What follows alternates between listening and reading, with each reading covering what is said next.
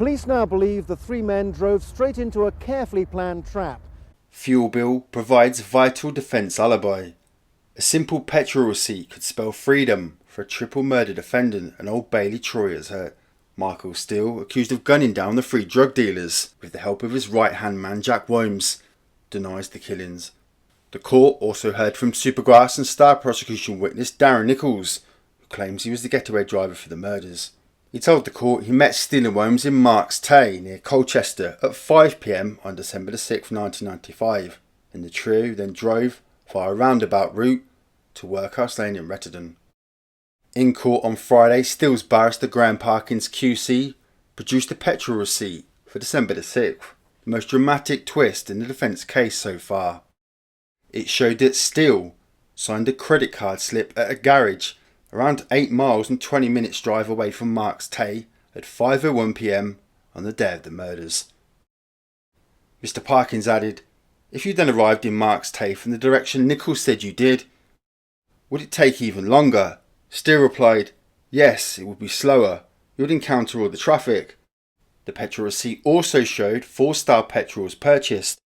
The fuel in which Steele runs his Renault car. The Toyota Hilux off-road vehicle Nichols claims Steele was driving uses diesel. Nichols also told the court a call from Williams' mobile to his own mobile at 6:59 that evening was the signal for him to pick up Steele and Williams from Workhouse Lane. He said he then drove to a pub in Rayleigh before Steele returned to his home in St Mary's Road, Great Bentley. But the defence said it would prove he was back at his bungalow by 7:30 p.m. to meet his former sister-in-law and her daughter.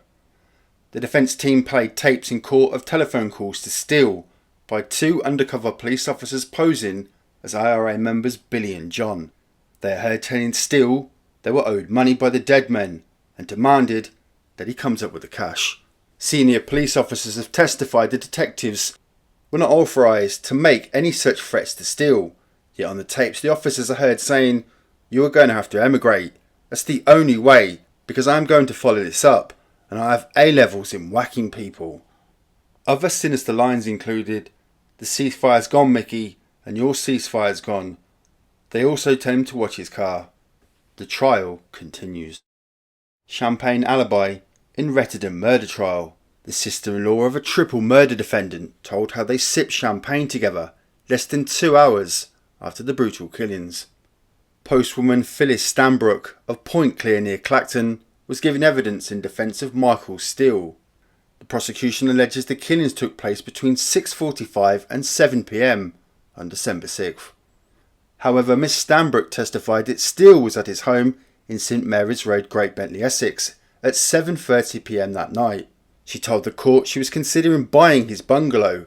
Steele had invited them to look around it. She added, "When we arrived they were having a celebration. They'd signed a contract that day for a new property and we had champagne." But Andrew Monday QC prosecuting revealed Steele's defence team did not ask Miss Stanbrook to give evidence until March this year. In a police statement she made this month, Miss Stanbrook stated it was Steele's solicitor who told her the night of her visit was December 6th. He continued, "Let's say he spoke to you on March the 1st.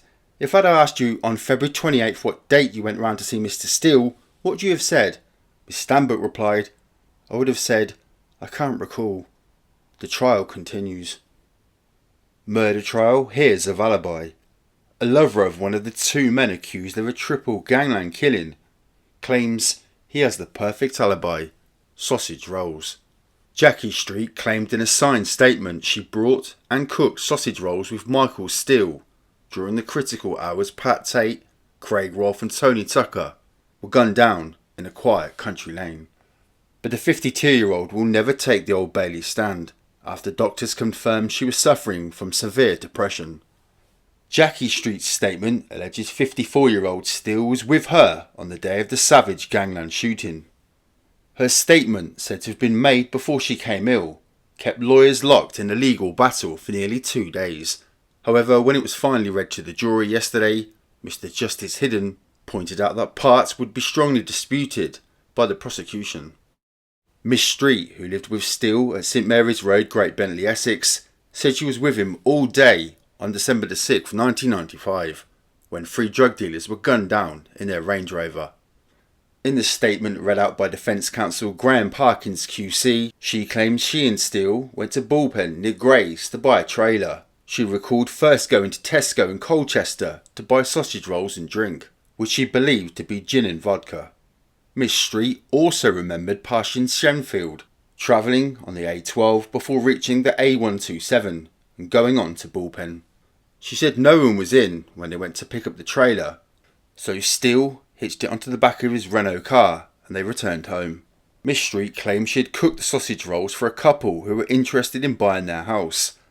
That was at 9 p.m, allegedly 2 hours after the killings of Pat Tate, Tony Tucker and Craig Rolfe, all from Essex. The trial continues. Solicitor faces trial quiz. The solicitor for a Supergrass at the centre of a triple gangland killing denied police had prompted or led his client into making a confession. But Lee Craddock of Wright and Pearson in Basildon admitted he was surprised at the numerous hours police had spent in private conversation with Darren Nichols. By the time Mr Craddock came on board, Nichols had already started telling police it was Michael Steele and Jack Williams who had pulled the trigger. Mr Craddock told the Old Bailey jury that at no time when he was present did the police try to influence Nichols to answer questions in a certain way, and denied his client had been given a prepared script to read on tape. But Graham Parkins QC, appearing on behalf of Steele, expressed surprise when Mr Craddock admitted he did not know the same officers who had carried out the interviews with Nichols also had private meetings with him in his cell before Mr Craddock had represented him. Mr Parkins then revealed during the weeks Mr Craddock represented Nichols, the same officers who interviewed the Supergrass spent more than 30 hours talking to him off tape in his cell. One interview lasting 7 hours and 43 minutes. Mr Parkins said, "It is an undesirable procedure for officers to see him in private when they are interviewing him over a length of time." Mr Craddock answered, "I wouldn't disagree." The case continues.